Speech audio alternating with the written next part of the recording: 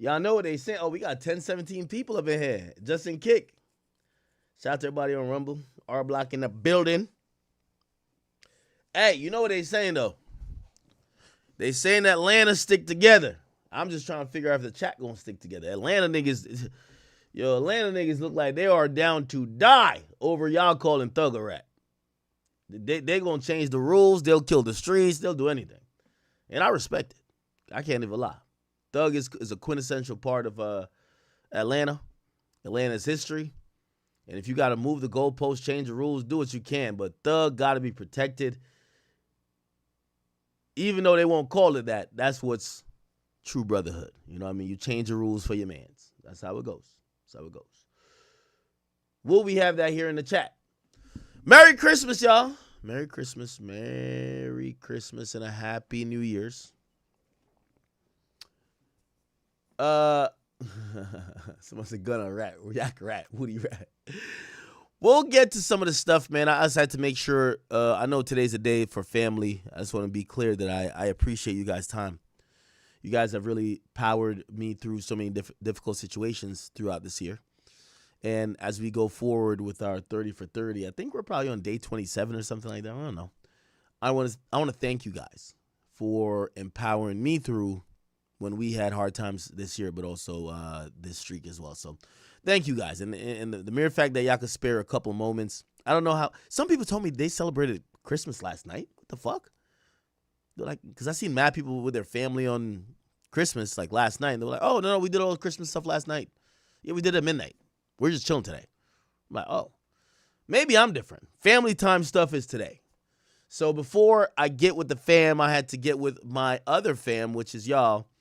And give y'all some time and, you know, hopefully, and I appreciate you guys for giving me some of your time as well. So all is good. Somebody said, we finally on screen. What are y'all talking about? Yo, that should be, that's the Academy. You guys are on screen. Yeah. Anyway, thank you guys. Thank you guys. If you guys tuned into last night's stream, it was a very late one, but you know, we went over a couple topics. We did the Young Boy and Elite Chopper stuff. We did the Dirk topic. Unfortunately, I ain't gonna lie. You know me, I had a free Dirk shirt on last night, but I gotta be honest. Starting to think that the cooperative might be who we all think it is. Nevertheless, we also covered a really grisly, situation that happened that was pretty much all caught on camera. And I don't know if a lot of y'all peeped that. I think we uploaded to the channel so you guys could watch it. I remember watching it yesterday, and a lot of people say, turn it off. And it wasn't that I was trying to glorify that. No, that's not the point. The point is that, hey, you know, this is something that's going super viral where people, it brings back the fear in a lot of people where we all have delivery people show up to our houses and they're delivering hopefully packages. And that turned out to be a situation where the UPS guys turned out to be robbers and killers. For the people who were a little bit triggered by it, I do apologize, even though I will say this. We sit here and we talk about a lot of drill music. We talk about a lot of shit that y'all like, street shit, gangster shit. Well, you know, sometimes it is important for y'all to see what the fuck we're talking about. You know, it sounds great when you rap about, oh, you spun the block, I hit him with the switch. Well, sometimes you need to go see what happens when niggas really go get killed. And I'm not saying, me personally, I don't like showing grisly images of people dying, but, you know, sometimes we got to see what we are either glorifying or what we kind of support. Because if you support niggas killing or spinning the block and sending shots at whoever, when the innocents die, it's kind of what you have to see, you know? I always heard this. My homies in, and shout out to anybody in the military. My homeboy's in the military. He's in the Navy. And he always said, anytime when there's conversations about politics and, you know, geopolitics, world politics, he always stepped out of that conversation when it was friends. Because not only could those conversations get contentious, where people are like, people are really passionate about politics and shit like that. But he would step out of it because he would say, it's easy for somebody who's lived their life entirely in the United States, who've never seen war, who've never had to pull somebody off the battlefield when they've been damn near fatally injured or watch people bleed out and die in front of them. It's easy for them to say, yo, this policy is good and that policy is good. But he always told me, he said, listen, the moment you go to war and you see the effects of war, people losing their legs, people losing their lives, obviously.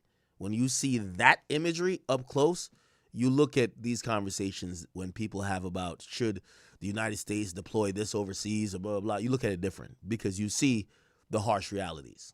You know, everything sounds sanitized and great when you're just arguing X and O's while you're sitting at your air-conditioned or heated condo with people on the internet or whoever else. But when you see it up close, it's different. So I only say that to say I didn't put it to trigger you guys when I showed you guys that body cam video and surveillance video of that home invasion. But for all the bullshit that we do like in hip-hop, you do have to realize that's how it looks. That's the visual representation. Yeah. Very heartbreaking video, though. There was like one part of the video where I guess one of the oldest of the youngest, which is, you know, there's a bunch of kids that were involved too. The oldest brother was pulling his younger brother away because he stumbled upon and walked in on his mother's dead corpse. She had gotten shot in the head by the guys who did a home invasion. And he had to pull his brother away, and, you know, shit was heartbreaking, I'll say the least, right? Okay. Welcome. Somebody said, damn, Mac, it's Christmas, man. Sorry. Okay. Welcome to the stream. We don't really have too many topics. Obviously, and I'll give you like a little bit of a lead up to what we're going to get into as we approach the end of the year. We are 5 or 6 days out before the year ends. We're going to get into some recap content. So, you know, we already did some awards, so to speak, from our perspective on who is, you know, the MVP or who's whatever. I think we should recap some of the albums, but also some of the moments that has driven, especially streams like this, and has driven our community. So we'll get into that. Oftentimes, as we go through day by day, things happen. Like, think about this, right? I felt like 2 months ago, but that's how long ago it feels. Remember, everyone was talking about, Akash's wife. That was such a big deal, at least maybe on the internet parts that I frequent. It's been like literally 10 days. Now it seems kind of old, really old. So sometimes we go through things throughout the year that we forget how long ago it was, right? When you think about 2025, there's a bunch of things that happen, right? Obviously, if we go on a bigger scale or like outside of hip hop, we had, tell me some things that happened this year. I know death of Charlie Kirk, but that's kind of lingered because the after effects are still being felt. What else has happened? Oh shit! Somebody said, "Yo, yeah, we were on Twitch at the beginning of the year. That's a fact. Maybe more to come on that, but let's wait." Yeah, there's been a lot of stuff. There's some school shootings that happened. What else? Diddy. Oh my God, Diddy went on trial. Fuck. Name me the notable moments of this year for you.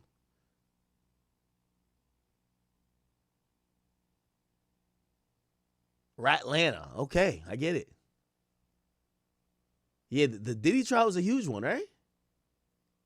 Somebody said the best part of his year was seeing Ebro get clipped. Somebody said Drake making a comeback. Okay. All right. Iran versus Israel. Well, I guess you're tuned into some geopolitics. Somebody says R. Kelly stuff. Was it Cali fires this year? No way. That was like last year. That was last year. Dirk and Diddy. Yeah, Dirk. Yeah, Dirk got locked up October 2024. Most of the stuff has played out here. David. Okay. Doesn't have to be in hip hop. Naked Joe Budden? Oh my God. YB album, YB tour. Luka Doncic. Nah, wasn't Luka with Lakers last year? No, the season started this year. Oh shit. Wow. Pooh Shiesty came home. Yeah, the more you kind of go over 12 months, we live day to day and we're kind of existing through moments. And sometimes we don't savor that. So we forget how long time has elapsed after some shit.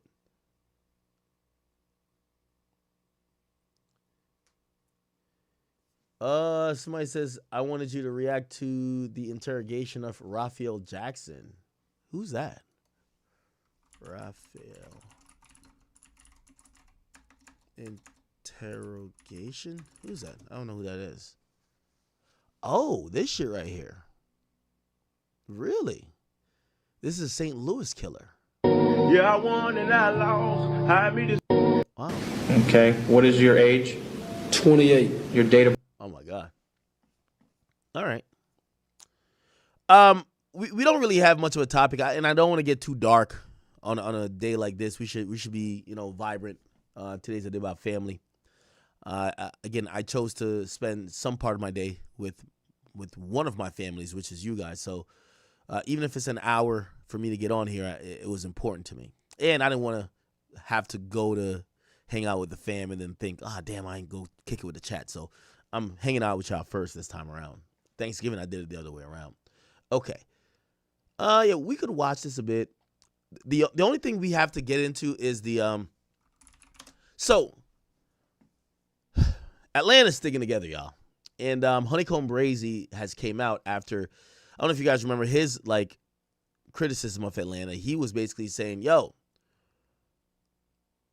how come Atlanta is moving the goalposts and changing the rules? He specifically made mention of a few incidents where he felt like Atlanta has completely changed how people react to certain things, but it's only because they're trying to protect one of their own. Who's their own? They're talking about Gunna. They're talking about Young Thug. So he had posted a Instagram live, and he said this. Check this out. He was talking about the fuck the street stuff. Tripping. You niggas that lost y'all motherfucking mind. You niggas lost y'all motherfucking mind at this whole boy. What the fuck? I can cry tears, nigga. Y'all disappointed me, boy. All you niggas disappointed me. I don't understand it. I don't understand it. I don't want to understand it. Fuck you niggas. I don't understand it. I'm from the streets, nigga. I'm from the streets, nigga. What you niggas talking about? What the fuck you niggas talking about? Fuck the street. Boy, I'm from the streets, boy. Man, I'm from the streets, nigga. I ain't from no suburb, nigga. Y'all ain't say fuck the suburb. You nigga, that who handling niggas. That who pin their feet on our neck, nigga. The suburb, no white people stepping on our fucking face. You niggas talking about fuck the street. Nigga, we had to get out the mud, nigga. Y'all niggas tripping out the whole nigga. I don't care. I don't care. I don't want no understanding. I ain't got no understanding. Nigga, I ain't trying to get no clout with you niggas. None of that. I'm really me. I'm not clout chasing. Nigga, I'm really me, nigga. And I know y'all niggas stepping. Y'all killer. Y'all will do it. All y'all like that. And I'm ready to die. Nigga, I don't care. On my grandma, nigga, I don't care. The fuck, nigga, come load it up. Do it. Stand over me. Hit me all in the head, boy. Y'all know I don't care about that shit, nigga. Y'all tripping. Fuck the street. Man, listen, my grandma from the street. Boy, my granddaddy died in the streets, boy. Like, you know what I'm saying? So it's like, I told my granddaddy, grandma, man, I'm finna move y'all, man. Let's go, man. I got real smoke out here. That's what my grandma said. Man, we ain't going nowhere. Nigga, on blood. Nigga, they said we ain't going nowhere. Fuck them nigga, we dying right here. That's where we from, nigga. We from that project. We from Happy Hill, nigga. We don't care about your money, boy. That's your money. Take your money, go do what you want to do with it. We ain't leaving this project. Nigga tripping. You niggas that lost y'all motherfucking mind. You niggas lost y'all motherfucking mind at this whole boy. What the fuck? I can cry tears, nigga. Now, he continued with a longer diatribe here. Here we go. Hold on. What's going on? Ain't nobody with them, baby. Ain't nobody. Here we go. Made up. I'm really who I am. I ain't rocking with no trend that's the street. And I mean it, and it is what it is, bro. Niggas in the Fed doing life in the street. You know what I'm saying? So, like, we be feeling like, fuck it. Like, we ain't gonna say f them streets like that, though. Y'all saying this shit as a trend, talking about the street. Then, 21, you hit me up. Soon I got out the last time, 2023, boy, I go pose on Rollo. Boom, me and Rollo found goon, get with that boy 21, jump in my DM. Boom, 09 Brazy. Hey, that boy ain't right, he ain't it. I'm like, no, for real? Like, damn, Rollo telling like shit. He said, you gonna see what's going on, ain't nobody with him, baby. Ain't nobody. I'm like, shit, I get to watching the trying to see what's going on, but you know, I ain't from Atlanta, so I'm like, It is some personal shit. I don't know what's going on. So I just don't take a nigga word. I'm like, I'm to seeing myself a little bit. Like, man, this shit look kind of funny, though. I don't know. Like, okay, them boy popped down on me. Everybody cut Rollo Fell going out. Little baby, everybody cut him out. Everybody, thug, everybody cut him out. But now, we swept that under the rug, though. Man, you know, we swept that under the rug. We gonna let Gunna get out. And they be rapping like a motherfucker. Gunna too hard, but we listen to him. He can tell, fuck it, he benching this, and we know what's going on. We love Gunna. All right, cool. That's your people. That's y'all do y'all thing. You heard me? Do y'all motherfucking thing. Do y'all motherfucking thing then. I'm straight. I'm good on there. On my grandma, I'm good. I'm good. They can't buy braids out. Y'all can do my blackball me. They can't do my blackball braids. I'm good. Now, maybe he's capping, but he has confirmed that the blackball has since happened. So after these, apparently he had an interview with Atlanta-based podcaster Big Bank. And he's the one who did the infamous interview with Thug. He just did one with Savage. And apparently Honeycomb Brazy was supposed to do an interview with him. And he came with some news today to say, yo, he said one thing about them Atlanta niggas, they gonna stick together. Big Bank don't even want to do the interview no more. I'm thinking Big Unc was a real one. That boy hit my phone like, hey, man, I fuck with you. Respect what you standing on, but these my people. I'm like, what the hell? That's your celly? Oh, gee. So I went to No Jumper, but you disappointed me. I can't even call you OG no more. He also gave some smoke to Moneybagg Yo and I believe Finesse 2 times. He said, and Moneybagg Yo, your ass ain't teach a nigga shit about the feds. Pooh came home and dropped one song and explained more about the feds than your whole tape. Then he also posted that Finesse 2 times was watching the shit. He said, Finesse, you laughing at what I said about Moneybagg? He said, straighten that rumor up. The fuck you on? I'm finna just get off the net because I see what's going on for real. I'm the last real nigga left. Okay. Now, I'm going to be honest with y'all. I like this move. I do like this move. And you know what my problem with Atlanta is now? I hate when people act like they're standing on a code. There is no code. So this idea that there's some street code, no. Because there can't be a set of rules if you selectively apply the rules. So there's no rules. I wish Atlanta rappers would just come out and say, yo, we're playing for keeps. We love what we got going on here. We've been running the rap game for a long time. And we also have a lot of friendships and a lot of friends and damn near family that we've built over decades. We're not turning on them for no little ass, pussy ass interrogation video. And I would appreciate that. Because that's really what it is, right? Atlanta is protecting Thug. They're protecting this, they're protecting that. They're not applying the same rules. They they're all stuttering when you ask them certain questions. So, all right, so he's a snitch, but what about him? I think it's just more respectable because I ain't gonna lie, we all pick and choose to some extent. Chad, don't we? When it comes to your friend, we pick and choose. You get what I'm saying? Like, I ain't gonna lie to you. When it comes to my friends, I pick and choose. Right? Y'all say something bad about my friend, I'm gonna research it 30 times. Y'all say bad about my op, I don't need to even do the research. Fuck it. It is what it is. But I could be honest about it. I think what's happening in Atlanta is that they're trying to pick and choose, but they're trying to act like they're keeping it all the way 100 across the board. That's not the case. So here's the thing. If Big Bank, which by the way, Big Bank I think is the premier podcast coming out of Atlanta, if he didn't want to interview Honeycomb Brazy because he's kind of like talking really down on a lot of Atlanta rappers. And he's basically saying this guy did that and this guy did that and you guys are hypocritical. I think that Big Bank has it's his platform. He could do that. However, he can't call himself neutral and impartial. He should say, yo, I'm Atlanta first. You see, we're now in a time where everybody is playing for keeps. This is why you see like this new, and I hate to bring it to politics, but I've been watching a lot of politics and it's kind of entertaining for me. That's why you see like this new movement of like maybe like the right wing is popping up, the Nick Fuentes of the world, and people want to do America first. What that mean? It means they don't give a fuck what's going on in Germany, China, Hungary. They don't give a fuck what's going on in Ukraine, Israel, Jerusalem. They don't give a fuck what's going on in Palestine. America first, then we'll get to y'all bitch ass niggas, respectfully. And that's a movement where you're having Americans basically say, yo, hold on now. We don't know what the fuck going on in Venezuela. Fuck them niggas. People are kind of into the movement that says it's us before them. And I kind of rock with it. I do rock with it. When we elected, I feel like I'm getting political now. When we elected Barack Obama, we wish he had that mentality. We was like, yo, listen, at the end of the day, I'm the president of everybody, but I'm black. So I got to do some black shit first.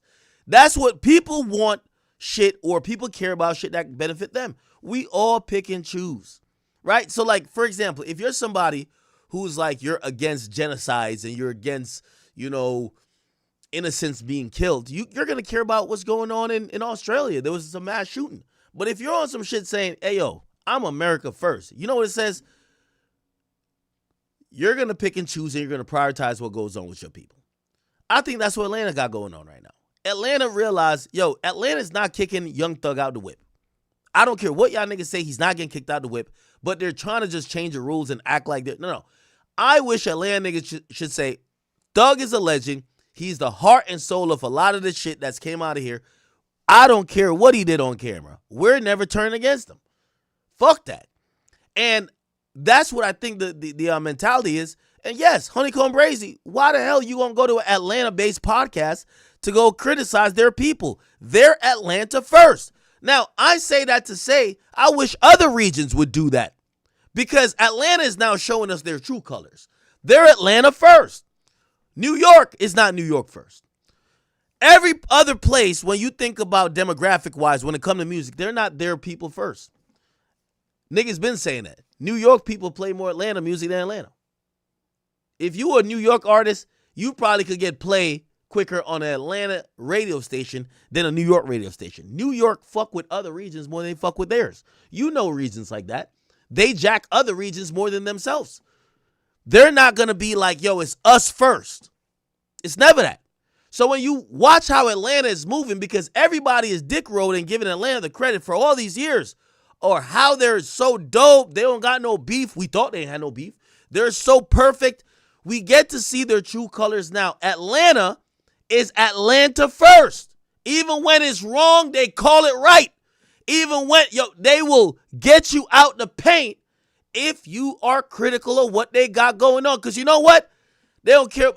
They glad that New York niggas fuck with them. They glad that they get fucked with on the West Coast and the Midwest and shit, even in Miami and the South. Cool. But Atlanta's Atlanta first. And I can't knock it.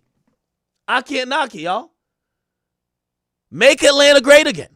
That's the new MAGA.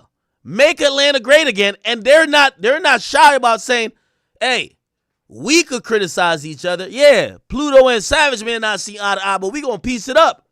Yeah, I know he snitched on him, but we gonna sweep it under the rug. We gonna do what we gonna have to do, but Atlanta gonna choose Atlanta. I respect that. I respect that wholeheartedly. Now, as everybody watches Atlanta show their true colors, it's on you for you to, if you're in your city jacking Atlanta first, you need to have, and I ain't gonna lie to you, New York did have that type of mentality, but I feel like people like kind of got it out of there. What Atlanta is showing every other city right now is that a lot of cities, they write off their own city and basically dick write another city, thinking that city is Wakanda or perfect, and you basically shit on your own city. So basically, okay, you see some dudes doing bad, maybe they doing wrong, whatever. You throw them to the wolves. Nah, fuck these niggas. Nah, I ain't gonna lie, niggas ain't like that. The closest, not really anymore, but Philly used to kind of have something like that.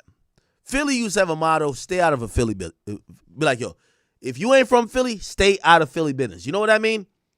If so-and-so shot so-and-so, don't bring your bitch ass if you're not from Philly picking sides. Stay over there, let us handle our shit. If somebody snitched, stay over there, let us handle our shit. I like what Atlanta is doing.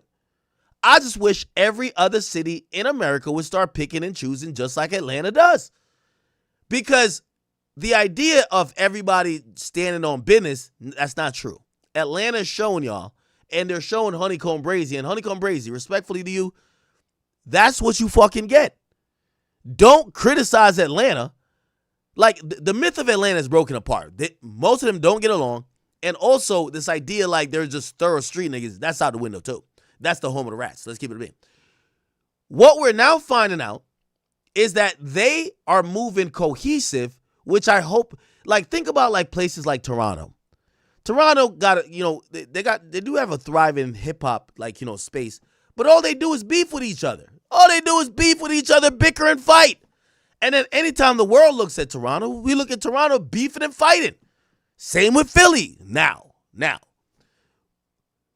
Atlanta is basically saying, we gonna sweep everything under the rug, cover it up, and present a face of solidarity when y'all see us. That's how we're going to keep our shit popping on whatever level we got it. And I think that's a great strategy. I ain't gonna lie to you. So Honeycomb Brazy, I think you're stupid for trying to go to Atlanta-based podcast when you just been talking shit about Atlanta. Where you from, Memphis? Well, here's the problem. Memphis niggas ain't sticking together. Is he from Memphis? Where is Honeycomb Brazy from? Oh, he's from Alabama. He's not even from Memphis. What the fuck? Well, I think he was from Memphis. Oh, maybe because he's talking about Memphis niggas like Moneybagg Yo and ain't Finesse from Memphis? Or maybe I'm all the way off. Yeah, Memphis, yeah. Oh, okay, so he's not from Memphis. Yeah, Memphis don't stick together. I hope Memphis, New York especially. You see, New York is the most jealous niggas I've ever seen. They see one nigga start popping. Like, put it like this. A Boogie and TJ, they're beefing like hell. Did y'all just see this recently? Look at this, chat. Look at this. Look at this. Look at this, y'all. Look at this. The two top artists in the city are beefing like Bloods and Crips. Lil TJ just posted QP, which is the guy who's the leader and like the owner of Highbridge, the label, which A Boogie signed to. They're beefing. Come back and pay your bill. This is today, chat. Then he says, he looked like he DM'd him. You left your mans. You did bad. Lil TJ and A Boogie, one of the two biggest artists in New York City, no cohesion. They're beefing. Bro, we don't even know what happened with 21 Savage and Future. We don't know the story. They took little sneak disses. The next thing we seen is, yo, that's Twin. I love him. Whatever it is got handled. The internet is not involved. They claim that little baby jumped Offset. Man, this is like the biggest myth and the biggest rumor. We don't know. They keep it under wraps. In every other city, when somebody snitch, they kick him to the wolves. Get that bitch ass nigga out of there. Atlanta protect their snitches. Nah, you ain't gonna. Gun about to get brought back into the fold. Atlanta know how to rock. I'm telling every city this. You got Lil TJ posted on Christmas Day, yo, A Boogie's manager and label owner, come back and pay your bill, like he's insinuating like he chased him. That's what's going on. So the two biggest artists are at odds. They're doing some Jacksonville shit. Now, granted, I don't want to get too much into that because, there's a whole thing with, TJ getting shot, not blaming nobody, but, apparently the shooter was, Let's keep it going. But what I'm saying is, in every other city, the top artists, all they do is bicker and fight, and it's crabs in the barrel. They're just bringing each other down, and by the time you see they throw so much money at each other, you look at them like, ugh. Atlanta being the only place where they cover up all their snitching. They act like they're not beefing when they are. I ain't gonna lie to you. Atlanta has done the biggest magic trick on the entire hip-hop population in years. Chat, you know how many of these rappers were beefing and they piece it up and you're like, oh, why they didn't do music? Nigga, they're beefing full on. They're squad in the streets out there going against the other nigga's squad. But you never seen it. You only seen when they popped up with a picture together. You're like, oh, shit, they're cool now. Oh, no. You didn't even say that because you didn't even know they were beefing. Atlanta will have niggas beefing. You don't know what's going on. And that's why I say Atlanta stick together. We're just seeing a different level now. Atlanta is saying, y'all can't tell us who we got to call rats. We love our rats. You see, New York, they don't love their rats. They chase 6ix9ine in Florida. You see, if New York took the approach Atlanta took, 6ix9ine would still be in the city. Now everybody got to rock with him, but people ain't got to know. 6ix9ine could still make his music. He'll be still talking that New York shit. Y'all got 6ix9ine in somewhere in motherfucking Ocalaka, Florida, just tucked away because all New York niggas do, they beef with each other. Brooklyn don't get along with Queens. Bronx don't like this. Staten Island is an outside. It's all squabbles. I'm telling y'all. Atlanta protect their own. Every other city throws their people that make mistakes to the winds. Am I lying? Somebody said, now Gucci and Jeezy. Man, we talking about right now. Listen, check this out. That whole Gunna toe shit, you ain't even hear no nigga from Atlanta talk about it. Like, you kind of hear him talk about it. Nigga, it's been other people outside of Atlanta talking about it. The whole T.I. conversation is other niggas outside of Atlanta talking about it. The Young Thug shit, niggas act like they don't know what you talking about. It's niggas outside Atlanta talking about. I'm trying to say other areas need to take the Atlanta approach. Stop. You got to remember, when your city is popping, you have a better chance to be popping. It's not when your city's not popping you get a better chance. It's when your city is popping. So anyway, I understand. And Honeycomb Brazy, you not supposed to go to the Atlanta podcast. You from Mobile, Alabama. Go to the Mobile, Alabama podcast to talk your shit. Anyway, I digress. What else we got going on in here, chat? Got to keep the family close, man. Got to keep the family close. What else is going on?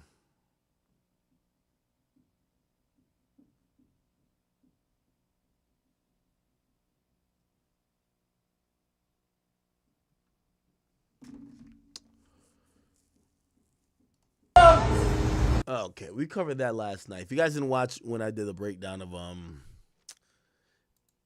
NBA versus NLE, we did that last night, okay? Let's hit some quick topics real quick. Listen, we're not going to be here for too long. We're going to try. It is Christmas. It's the most wonderful... Oh, what the fuck? What the hell?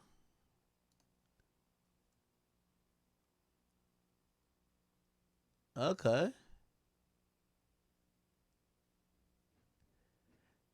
Yeah, of course, all this looks good when you take out the wrinkles and the fucking like warts that gets on your face when you get fucking old. Yeah, if you just put somebody in a white beard, yeah, it's cool. Is this Papoose? Oh, this is Papoose. Who the fuck is this? Rick Ross? Shout out to Rose. Who's this? Russell Wilson? I'm surprised Future didn't crash out on this nigga yet. Who's this? The Game? But these veneers are wild. Holy. Is that Spider? Oh, shit. Okay. You got some Christmas pictures now? Who's this? Who's this? I don't know these people. All right, I don't know none of these people right here. Who's this? Is this Jello's baby moms? Nikki? Okay.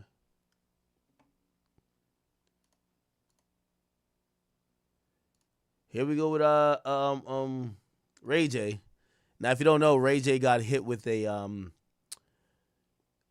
stay away order from his family after when Thanksgiving came around. He pulled out a gun on his baby moms and also some guy she was with.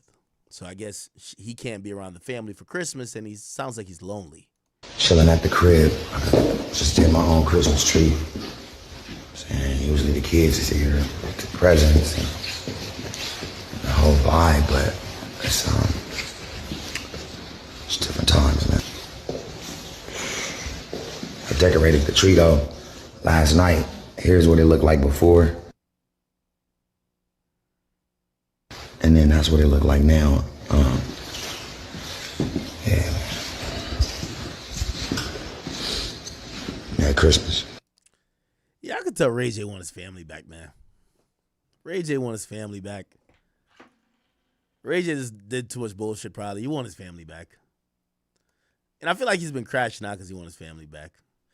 Poor Ray J. What is this? Victoria Monet? Who's that? Who's this? Yo, Shade Room be posting some people. I'd be like, these people famous? Angela Simmons? Oh, she pulled up back to that crib they used to be doing the Run's house at. That nigga probably still in the pool. Or still in the hot tub. What's that name? Rev Run? Where y'all going? We chilling. Oh, shit, yeah, that's Rev Run. It look like he ain't aged. Jay, are you leaving to go with Papa somewhere? Ready? Yeah. You ready? You leaving? Yeah. All right, bye. Oh, have fun. What, are you listening to music? You don't want to get out? Okay. I'm wondering, did Angela Simmons break up with Yo Gotti? Fuck is this? We got Drake and somebody. Who's this? Jordan Pauline. React to Let's Rap About It. 50 Cent freestyle this. Bro, I'm gonna be honest with you. Like, listen, the Mano stuff was cool, but y'all not gonna get me to be reacting to. Like, I give no fucks about Mano and Jim Jones. Okay, I'm sorry. Like I've never in my life said, "Oh, what does Mano think about some shit?" Sorry, I don't care. Now, if 50 say something, I'll go look. But if they're just lip wrestling, I'm good. Yo, you know this chick is like 60? Yo, she looks really good.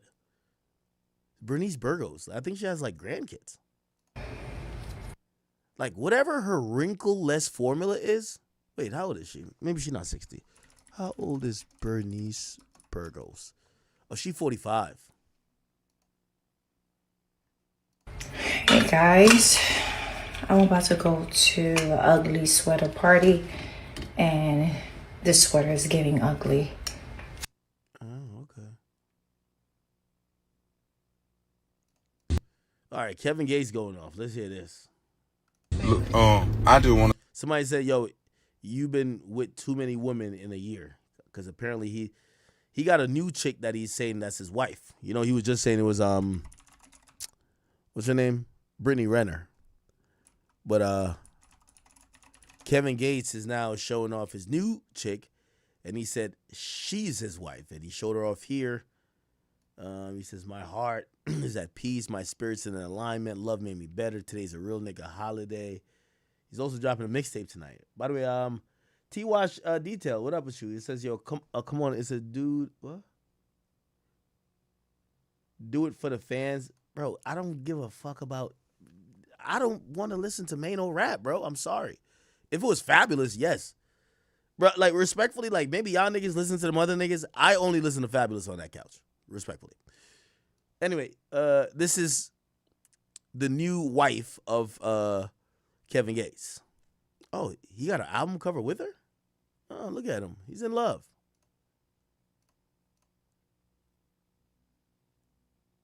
Okay. Let's hear him go off. I'll say one thing. I don't know who need to hear this, but I'm really talking to one person. With your scary ass speaking on me, talking about some he been with 4 different girls in a year. You say 4 different girls in a year. Your is a factory. You got frequent flyer miles on your all them videos and pictures you be posting. You never saw the world. The world saw you. Like, oh, you know why you speaking on me, speaking on a real. I ain't never did nothing but saluted you and respected you. You hear me? Who is he talking to? Does anyone know? Wait, who is he talking to? I gotta see who he talking to.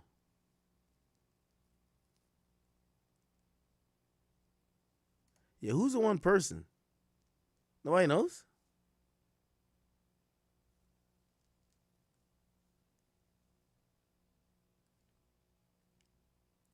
Who's the one person?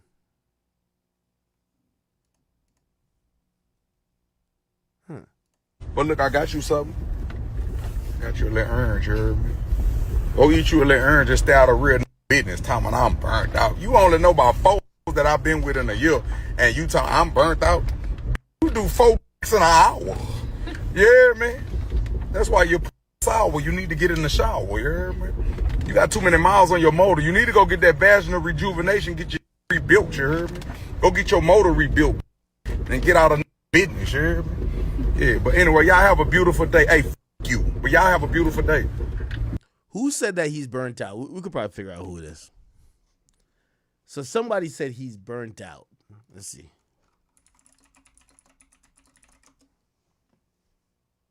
Who is it?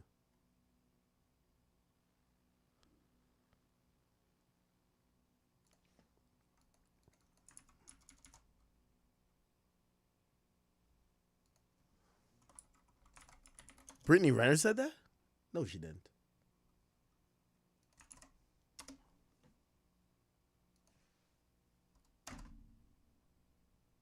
Somebody must have called him burnt out.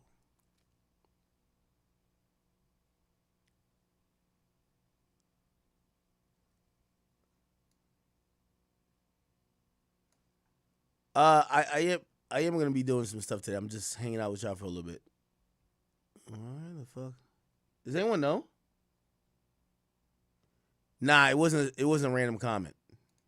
It wasn't. Definitely wasn't a random comment.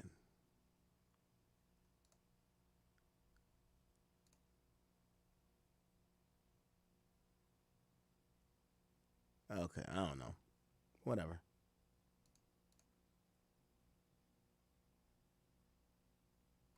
All right. Okay. Whatever. Let me switch over to some rap shit. We don't say cheese. I read that already. Got into that. G Herbo respond to a picture resurfacing of him throwing up the rakes as a child. He says, I didn't want to look like a follower, so I used to say I was GD for no reason. What? So when you throw up the rakes, that means you're GD. When you drop the rakes, you're like GDK? Okay. G-Herbo says, man, I was a stupid ass kid. I was being rebellious. All my homies was stones, but I didn't want to look like no followers, so I used to say I was GD for no reason, and we used to fight each other. I took this picture literally on 75 in Kingston, in the heart of Terrortown. He says, don't gangbang kids, go to school. Get some money, take care of the fam. I was like 9. Peace, unity, love. Man, beat the streets. That's dope. He's basically saying that, yo, I was just a kid, impressionable kid. And by the way, you have to be a complete hater or be a really miserable person to not believe that explanation. This G Herbo looks really young. He looks like he's exactly like 9 years old. Would you expect a 9-year-old kid to be repping the same gang or saying the same thing that he's saying at 30, 35? Come on now. I think people know, like, you know, if anything, this shows why this is sad. G Herbo was born in and grew up around gang culture. It probably made, even if he came from a good household, came from a good house, who knows? Well, I guess we do know where he grew up at, but even if he came from a good neighborhood, he was indoctrinated around gang shit that was going to probably force him to be a gang member. Kids around him was throwing up signs. He felt like he had to throw up signs. That was the cool thing to do. Unfortunately, from where he grew up at. That's what he was watching. Nah, everybody rocking with this. You got it, whatever. Maybe he wanted to be rebellious. Nah, I ain't rocking with that. Nah, I'm the other guys. But for you to say anything, and I think people like drummed up this picture to say G Herbo switched gangs or like, no, he's a child. If anything, we should open up a broader discussion. How many of these kids are getting jumped into gangs or getting put on when they're like 14 and 15? Bro, they couldn't even make up their mind on what they want to do next week, yet they have to be lifers with a gang that you know what I mean? They might not stand for the same principles once they come to age. So I do think that's rather sad. And his explanation for anyone who needed it, I believe it. Like, you know, we're online these days, so like everyone loves the gotcha moment. Like, you say you this, but yo, we got the video or the picture of you not being this. Bro, look at him. These are kids.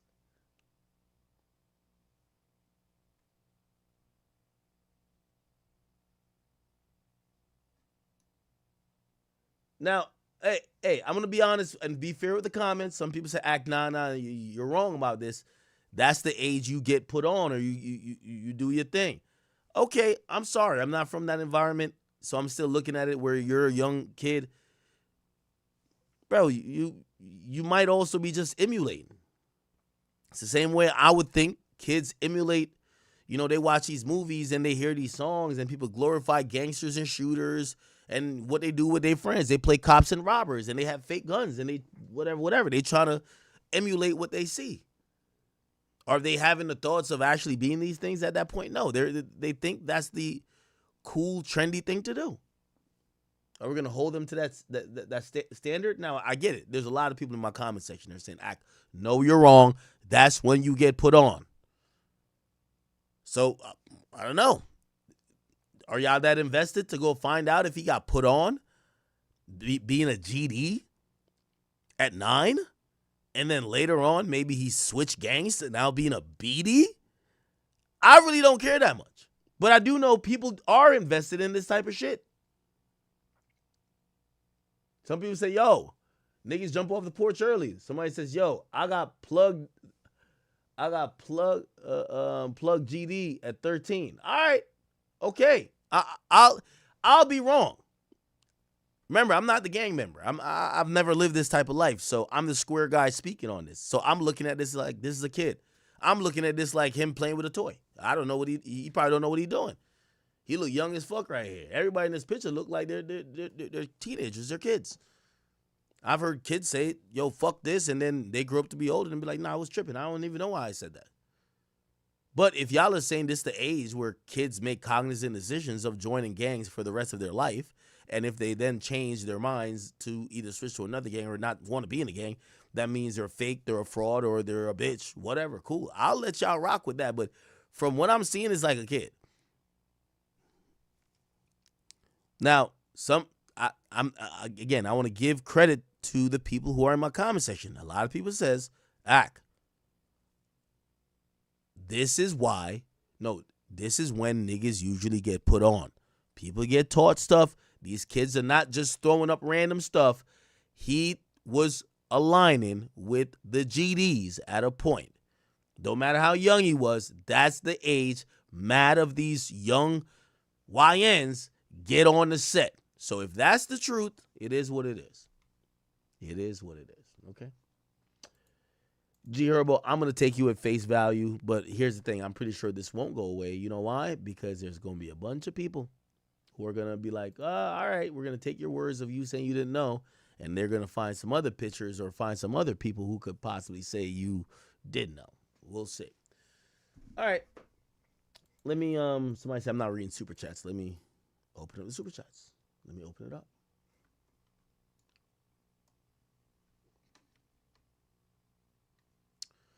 Oh, you want me to give you a Rod Wave concert review?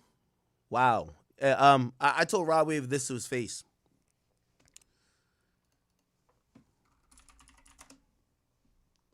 Let me see. Where is... I did post something about a show. Well, not this show, but it was a show. Where is it at? Where is it at? But I want to give you a review. Okay. Rod Wave concert review. And he also invited me to 2 other shows.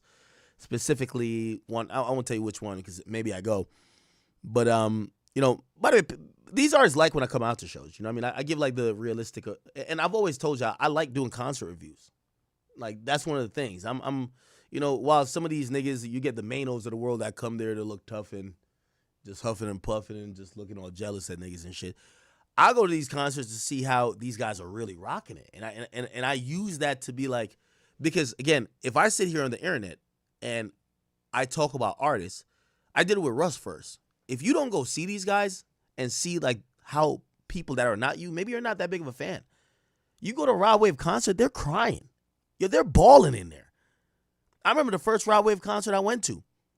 There was these group of females, and they weren't all in the same section, but they were females. I did point that out. And they've been following his tour from city to city. These are black females.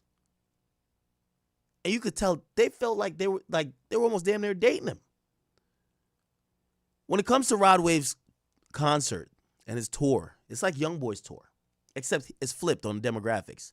Youngboy's the only person I know that brings out 75% male black men. 75% men that are black. Could be younger kids or whatever, but they're men that are black or males that are black. Usually, if anybody know about throwing a party or an event, you usually want to get 60% of women and the niggas will follow up. And the niggas going to spend the money because they want to get with 60% of the women. When YB throw a show, it's heavy niggas in there. There's women too. But at most, I would say it's 35% women. I think it's 70% men. With Rod Wave is different. Now, one thing he has that no one has is that it's primarily African American.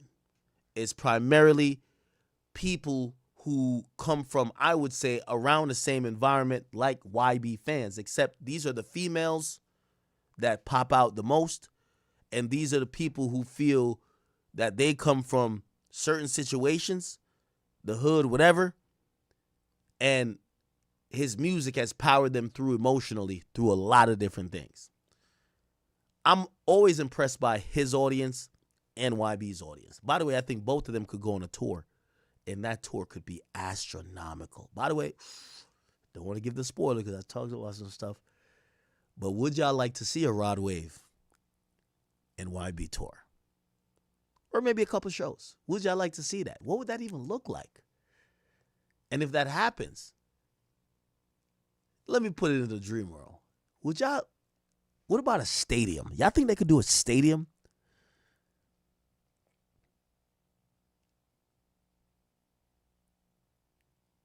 Keep in mind, 17,000 sold out, Barclays.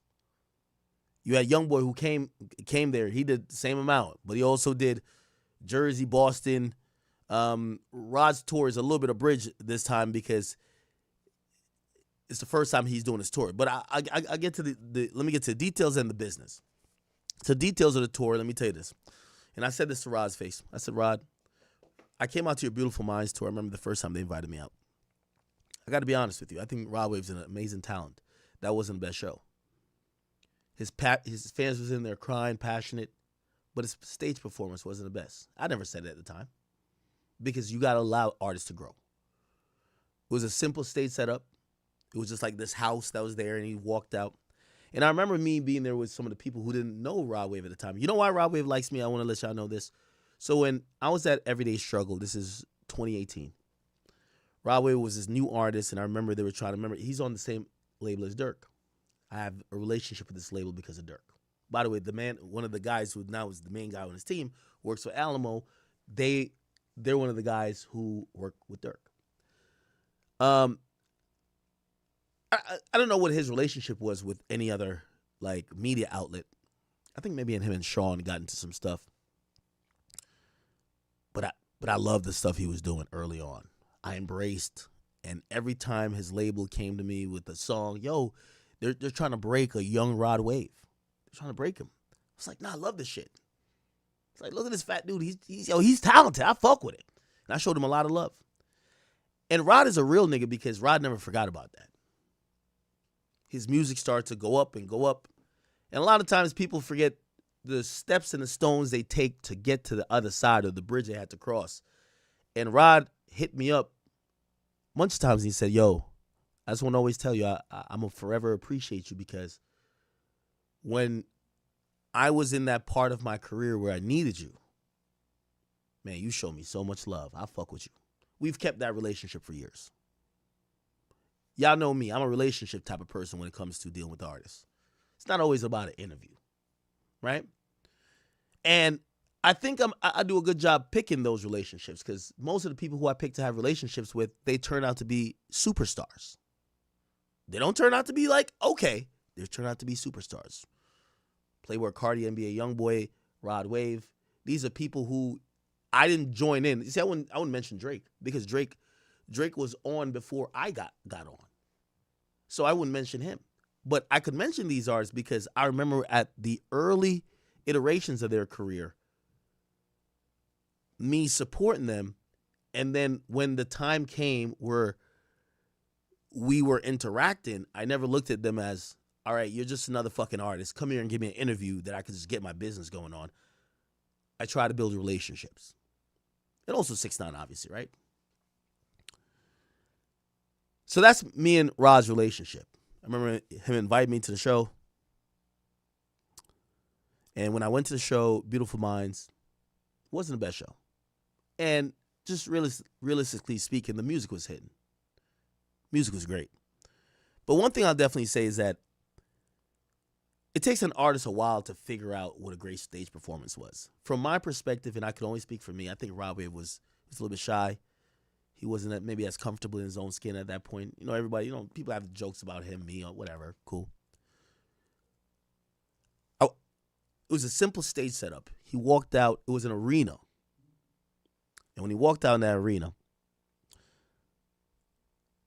he performed, and my mans who I brought with me, so because the people I brought with me, I had like 5 people. They didn't really know Rod Wave that much, but I told them, I said, nah, this is my guy. I got to go watch him. When we're watching the show, they say to me, why does he perform like that? Now I'm going to explain it to you. If anybody went to the Beautiful Minds tour, I only went to one date that time, but Rod Wave walked out. He would come out of this little house-looking thing. That was his set. And when he was performing, his back was to the crowd. His back was to the crowd. It was noticeable to the people I'm with because they've never seen an artist perform with their back to the crowd. And he was like almost eyes closed, just singing into the mic, and he was like really passionate. But you could tell like he didn't really know stage presence. He wasn't really like interacting with the fans. And I think he just wanted to go up there and just sing his song. And that's from my perspective. Somebody could be like, you're wild, and that's not what happened. That's cool. I'm telling you what I seen. The fans loved it because, the thing about Rod is not a sex appeal nigga. He's not a nigga who does the most. He's not overly animated. He's a guy that comes with passion, great music, and he comes with the shit. That's why there were people in there crying. So he sung, and my guy who I brought to, I'll tell you about the Houston show, that I'll tell you this, because those are different tours, and I've just seen him turn into a great performer. That's what I'm telling you about this performance, that the fans were there, the passion was there, but his performance wasn't all the way there yet. My boy always would joke. He'd be like, man, we went to that Rod Wave show. Yeah, that nigga was just singing into the mic. He was just like looking, because you could see him on the Jumbotron, but he wasn't looking at the fans. And they were like, yo, he was just singing to the mic, and like every like about 40 seconds or so, he had like this rag, he would wipe his sweat, and my man was just like, he would always like joke about that. But yeah, that was the tour at that point. Still, I was impressed. He sold out an arena. It's hard to sell an arena. Another reason why, is the reason why I like Youngboy. I don't like an artist who got to be in the cool crew just to go do some shit. If you need 5 artists to be dick around you and all of y'all run up in a venue together, all the so-and-so and friends and something, no. Do y'all thing. Another reason why I liked and I enjoyed going to Rod's concert, Rod had nobody with him. When I was backstage that time with Rod, there was nobody there. He wasn't a rapper who needed to dick ride somebody else to have a bunch of friends, and that's what most of these rappers do. They insulate themselves with other niggas that's hot because they don't really believe in themselves like that. And they play the dick riding game. Rod, same with Youngboy. Nobody. They're just there by themselves. By the way, I'll tell you, even for this show, his one opener was YTB Fat. He showed love to Max B. Max B came on, and then it was Rod Wave. That's it. There's no bunch of everybody. Nah, cut that out. He don't need it. It's Rod Wave. So I always was impressed by that. I knew over time his performance was going to get better. He invited me out again. He said, I want to do an interview, but not like one of those sit-down interviews. I'm not comfortable with that. And I've always been cool with artists when I'm not trying to get you out of your comfort level just to get a fucking clip or whatever. Like, bro, I do millions of views by myself. I don't need to try to exploit you. Like, so if we have a relationship, let's make it work. He said, you know what'd be dope? Let's come to the show and let's do more a day in the life. That would be more comfortable with me. And I said, I'll do a day in the life with you. He said, well, my tour starts in Phoenix. Then we go to Dallas. And like the third or fourth day was Houston. And I said, I'll pop up to Houston. I want to see how you rock out in Houston. I went there. They showed me so much love. Salute to Rod Wave. His team brought me all around. We went to the mall. We did this. I watched him shop. I watched him interact with everybody. Just watch him just be a really regular person. And I went to the show. And I saw the production value upped. Now, we had talked some business in. I'm going to throw some business in this too. Because at that time, and I don't think Rod cares about me mentioning some numbers now because there's some lawsuits going around and those numbers are already out. Rod had told me he had secured almost like a $60 million deal for a tour. He chose not to go with Live Nation. He was going to get, I think about like $700,000 or so per show. This new other company, AG at the time, gave him more money. They basically gave him the entire money. And this is what I like about Rod Wave, and this is when we talk about business. Rod Wave is a hands-on guy. He started doing deals and he realized how important live shows were. When now it was upon him to like hire what he wanted. So you get $60 million. You could do, remember I told you about his first show? You could do the basic level production. No pyrotechnics, no smoke, no this, no that. And you could, if it's $60 million, you could pay for your production with $6 million, $7 million. So you take home $50 million. By the time I went to this Houston show, his performance and the stage and everything else, he told me the numbers. He said, they gave me 60. I kept 40. But I took 20 and I went and got one of the best production crews. So basically, from 60 million, he took 40. 20 goes back into production. He said, I was inspired by Drake's tour. The Drake It's a Blur tour. The tour where, and by the way, that's why you see even this, because this is another step up. He said, I'm not a nigga who's going to be on stage dancing. I'm not doing too much, but I want to give a hell of a show. He said, when I watched Drake on that It's a Blur tour, he had a 360 stage. I wanted the 360 stage. Some of the problems on that tour happened because of the production he went with. I ain't going to lie to you. But he paid a pretty penny for it. $20 million for production. And for him, he was saying to me and saying to everybody, I care about my shows. My shows, rather than just saying I could make this amount per show, I want to make this shit good. I went to that Houston show. The show was amazing. He was a markedly better performer than he was when I saw him first, but also everything else helped him. I don't know if there was dancer, but there's a lot of pyrotechnics, lights. They had the lift that lifted him into the crowd. Because I remember he told me, he said, Drake did this thing where Drake stood on this thing and it lifted him and catapulted him into the crowd where people could feel like they were close to Drake because Drake was hovering above them. He said, I wanted to do that. He did it. And I'm not going to lie, I watched that performance. That performance looked great. It looked better. It was meeting, his thing is vocal delivery.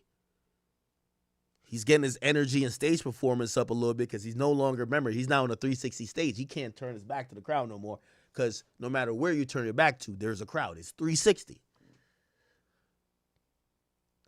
But he's also getting more comfortable. Not to make a long story short, not to make a long story long, or a short story long, because that's what I do. This performance around, this was the best production value and performance value I've seen him have. Sold out arena. He worked every inch of that stage. Pause. Stage presence was there. Confidence was there. Vocal talent clearly always is there. Connecting with the fans. This is Rod Wave at his peak. Now, let me get to the business because, again, the show is amazing. They have monitors 4 sides around up top. He's on there by himself. No hype man, no backup singers, no nothing. He's there, one-man band. He's doing the whole thing. On the lower thing where the stage is at, there's screens as well that have all type of stuff. It's really high production. So eventually, the show is great. I go back there and me and him were kicking it. And he said, this is the part of the business that he's one of the most proudest about. Now, Rod Wave has been through a lot. Rod Wave has been there. Live Nation has been trying to get him under their control that they could throw him whatever. Yeah, at this point, let me throw you, let's give you $800,000. He's figured out the live game, and he figured it out from before because when he had taken the deal, and I think he had gotten like $700 with this new production company for the one I went to Houston, Live Nation offered him $400. Live Nation, they're the big dogs on the block. If they control the situation, they give you whatever. You got to take it. But really, there's way more money. If we think about the money that's getting collected in these venues, right? He's selling over $2 million in tickets. He's selling $500,000 in merch. Are we talking about concessions? Obviously, they're not going to give you the venue stuff like concessions and liquor and whatever that's sold there. But if you think about it, you are grossing as an artist $3 million, $3.5 million when you add ticket sales, merch, this and third.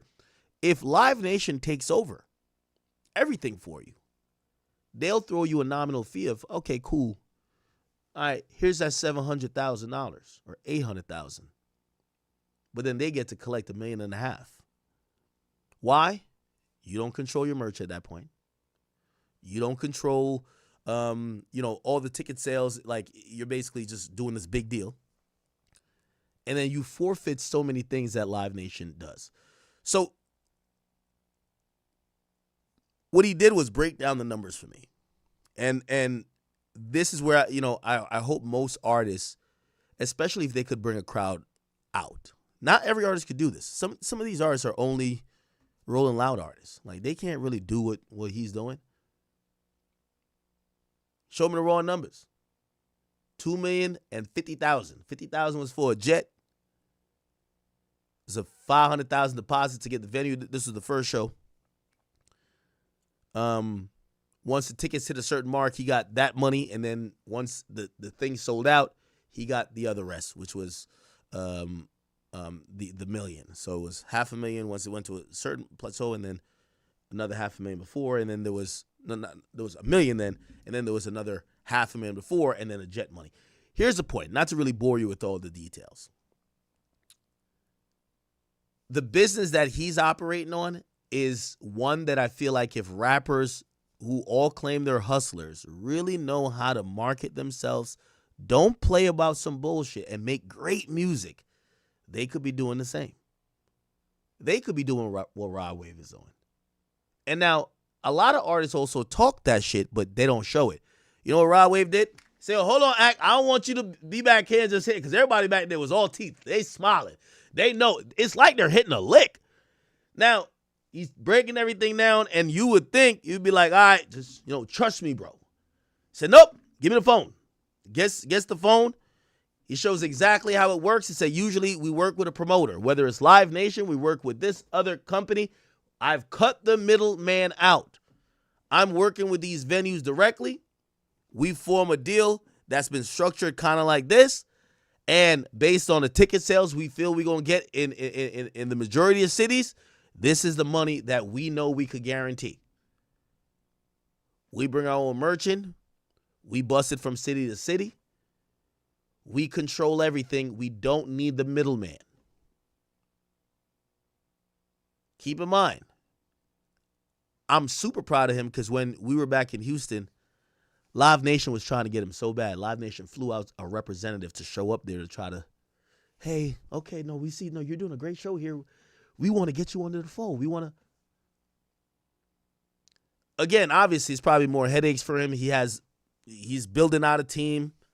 And one of the final questions I asked him while we were back there in the dressing room, I said, do you ever take a second and think, how your uncle would feel about all this shit you're doing now? And it was like a real, almost emotional moment where he's like, yeah. He's like, man, he's like, one thing with me, I've always learned a lot from, like, people who are my elders. And, like, I'm one of them people who, if you have, like, an old head around who say some shit, I don't be like, man, go ahead, old school. He's like, no, I'm going to take that shit to heart and actually put it to our action. So, yeah, really great thing he's doing, and I hope a lot of artists learn from or collaborate with him. Because, I won't mention names, but he talked about trying to help other artists who he knows could pull the crowd, who really, why would you shoot yourself in the leg and be a pawn to Live Nation and be controlled by them?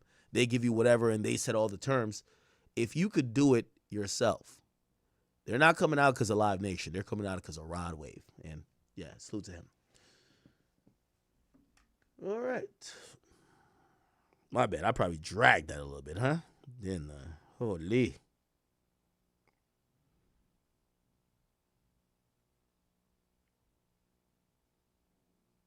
All right. Chat, let me see if I can give like maybe one more topic. If not, I got to be out of here. I love y'all. This is Christmas. I know. Give me a break. I will, we still got to be back on tomorrow. Nothing don't stop. But I wanted to be on here with y'all to let y'all know, I've been really committed these last couple weeks. And I appreciate you guys for being committed with me as well. So Diddy is officially filing his appeal, and this appeal is trying to get out of prison earlier than what is supposed to be like 2028. Now, Alexandra Shapiro, which I told you was the appellate lawyer that was on deck, she showed up to court. She was the person making sure all the objections was going up. She was really, surgical in trying to make sure no stone was unturned.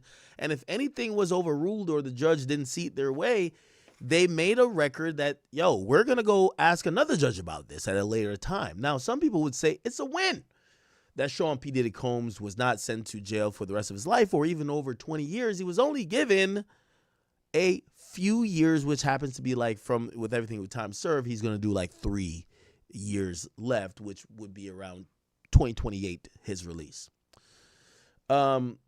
Nevertheless, he's still filing appeals because that's why he pays his lawyers, that he could possibly get out earlier, and you never know. Maybe he'll be out next year if one of these appeals are successful.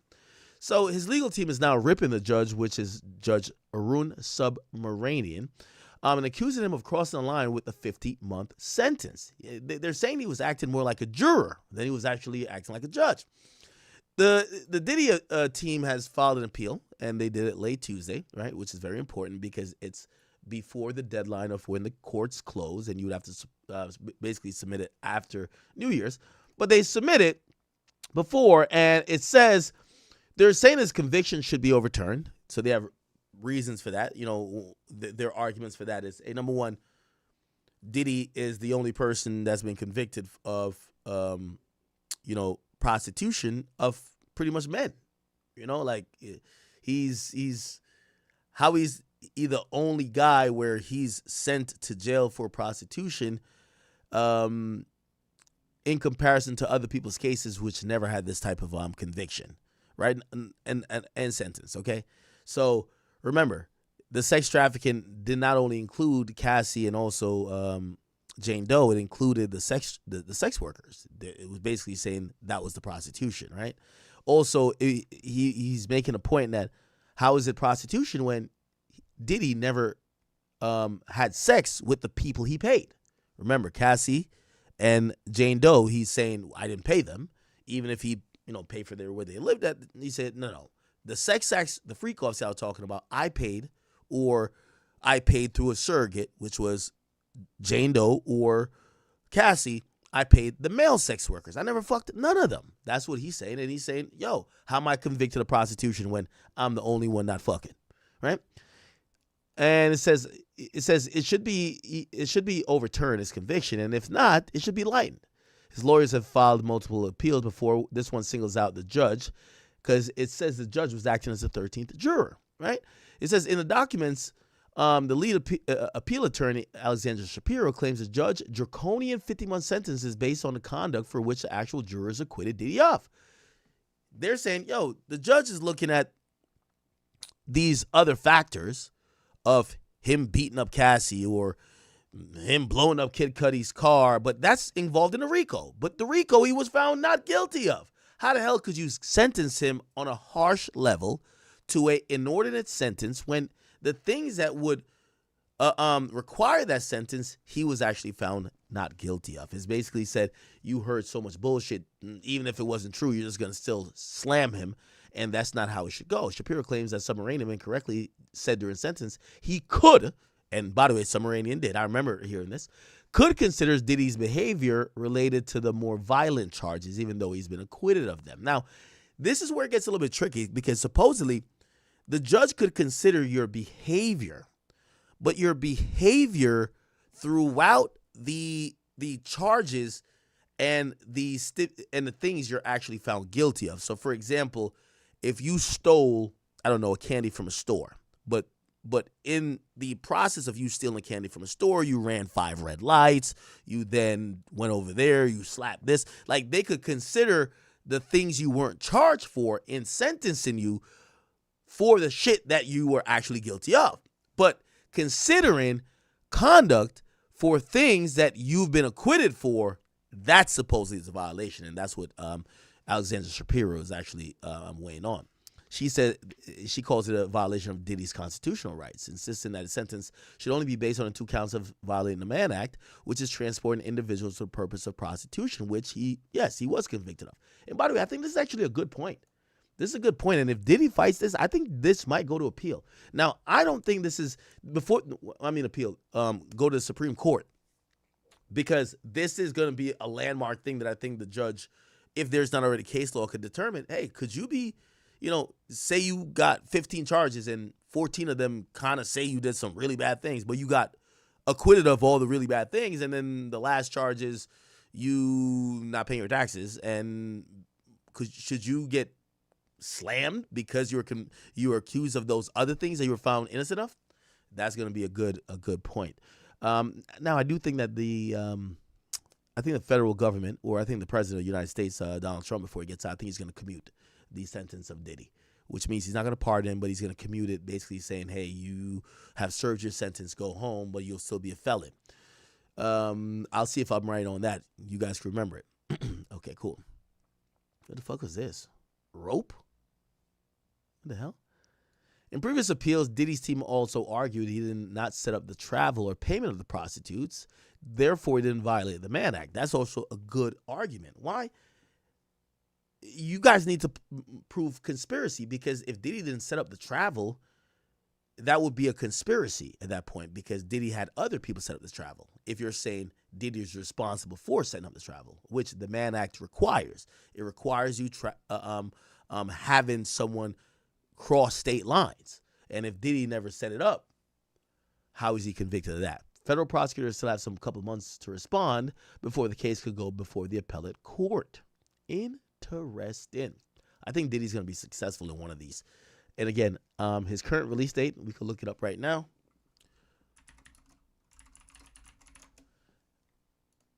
Let's look it up. Sean Combs, 56. He's 56. And he's located at Fort Dix FCI. And currently, his release date is 5/25/2028. So actually, 2.5 years from now. Yep, exactly 2.5 years from now. Exactly. On the dot. Today makes 2.5 years he would be out of jail. Wow. Oh, wow. So he would be, what is that, like 58? But even then, I would make a bet that he doesn't serve 2.5 years. I think through one of these appeals, he's going to be successful, or he's going to be successful on a commutation. I'd make a bet on that. It's only the Mann Act, right? Yeah. All right, people. I am getting out of here. I got to go hang with some family. I got to go, listen to all the drama that's going on. I don't know what y'all do at Christmas, but we basically eat Jamaican food, oxtail, curry goat. I don't even know if there's presents being given out, but we just sit around and talk about other family members that didn't come. Chat, I do love y'all so much, so much. Thank you guys for watching and supporting, and I will be back for tomorrow will be, I believe, day 28, right? So thank you guys for watching, and I appreciate you. Take some time out for your family today, okay? I know you guys are very content-driven. Yes, I am too, but this is a time of year that we also have to make time for family. I seen Kai Cenat say something recently about how much he was streaming and his work ethic, and he kind of lamented about missing out on some stuff that was important. That does happen when you're a content creator and you're so uberly focused on getting content up and being live all the time or making videos. You forget what's important. Time spent with your family, your cousins, your nieces, your uncles, your nephews, your brothers, your sisters, your mom and your dad. So please, you guys, take some time spending with family. You guys are my family. That's why I spent some time with you today. And I will see you guys